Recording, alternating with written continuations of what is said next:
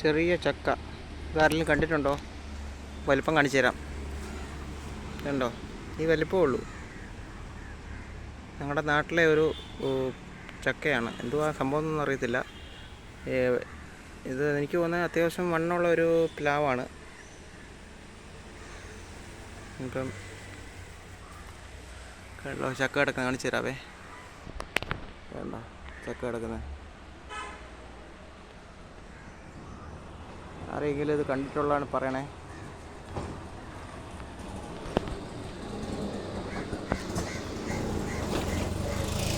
ചേട്ടന്മാരൊക്കെ നോക്കിയിട്ട് പോവുക ചക്കയുടെ. അപ്പറേ ചക്ക കിടക്കുന്നുണ്ടോ? അത് പക്ഷേ വലിയ ചക്കയാണ്. ഇത് കൊട്ടാരക്കരയിൽ ശാസ്താംകോട്ട പുത്തൂർ റോഡിൽ